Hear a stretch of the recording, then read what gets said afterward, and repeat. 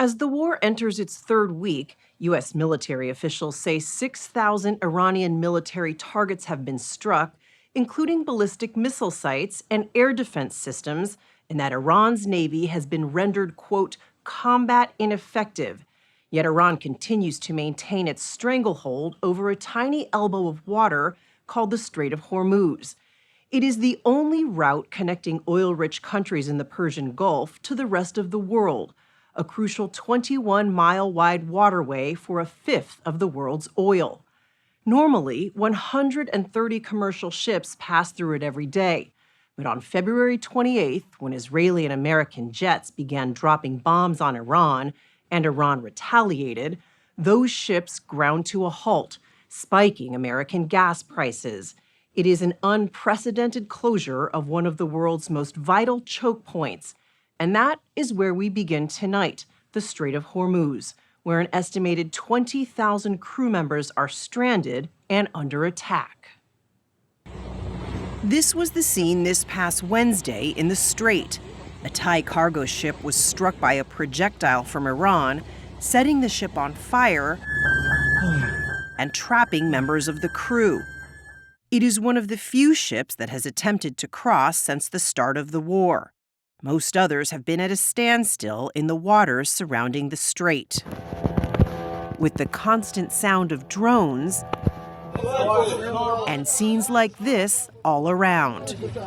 At what point did you look at the situation out there and say, it's too dangerous, these ships should not sail through this strait?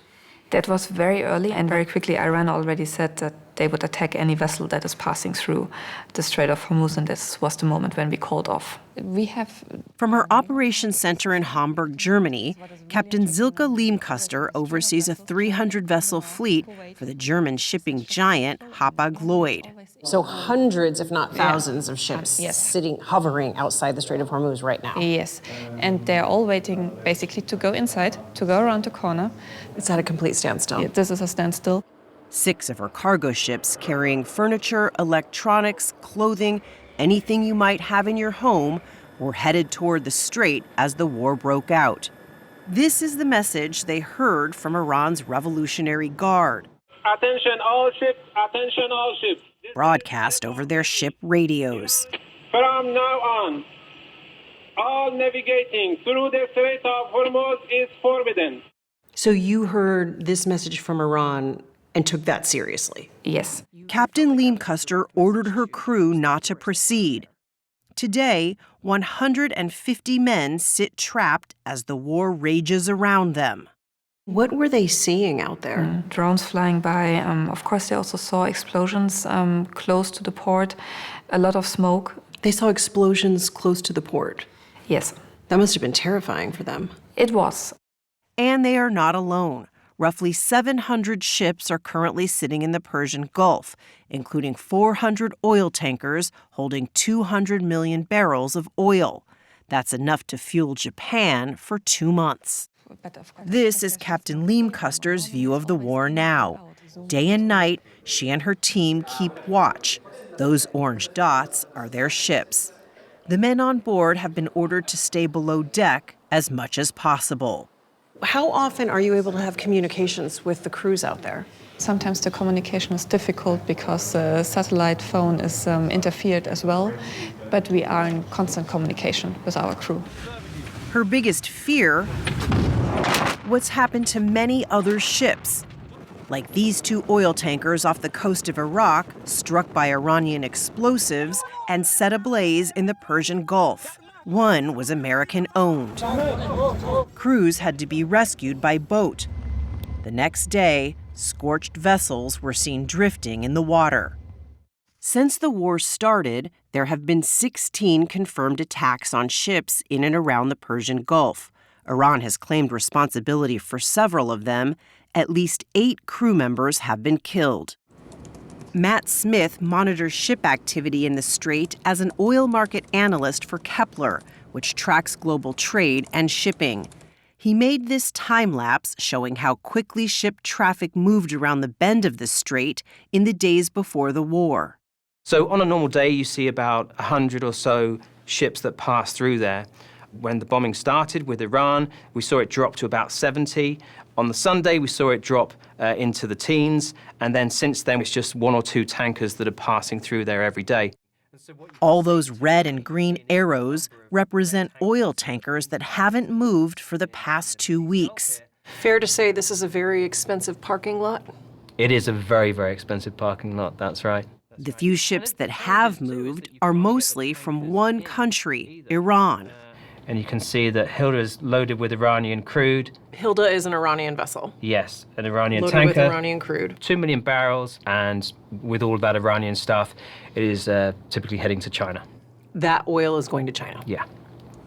And this past week, Smith and his team made a surprising discovery that Iran has exported daily 100,000 more barrels of oil than it did before the war, most of it going to China. Smith says 9 Iranian oil tankers have traveled through the Strait of Hormuz by turning off transponders that reveal locations. Thursday, on Iran state TV, the first public statement from the country's new supreme leader was read, saying, quote, "The leverage of blocking the Strait of Hormuz must continue." Choke point, a fair description? Choke point understates it. This is the mother of all choke points. Imagine your heart has one artery taking that lifeblood to the rest of your body. And that is what the Strait of Hormuz is. Bob McNally was an energy advisor to President George W. Bush during the Iraq War, who now advises clients on oil and gas markets. Last year, he made a prediction. You saw this coming. Absolutely. My team and I wrote a big report, and we're not surprised that if unmolested, Iran would be able to make Hormuz unsafe for that lifeblood to flow. We're not surprised at all. Would you have advised President Bush to go through with these strikes? Yes, I believe that what President Trump is doing in terms of defanging the Iranian regime is principled, courageous, and correct. Totally support the goal. If I were advising him on how to achieve the goal, I would emphasize the need to manage the oil and gas market implications.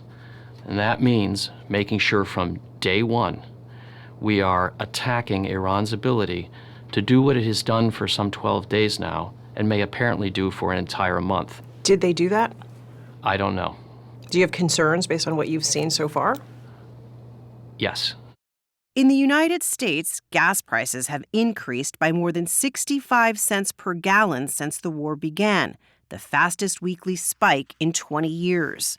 The all-time high for the most consumers have ever paid for gasoline was in the summer of 2022 after Russia invaded Ukraine. It was a $5 per gallon average. If we don't open up Hormuz soon, I can see us making new records. We could be looking at the highest gas prices ever paid in this country. If we don't open Hormuz to the free flow of traffic, yes. It's not just gas prices. The cost of jet and diesel fuel has risen 25%, and as a result, higher plane tickets and grocery prices are expected to follow.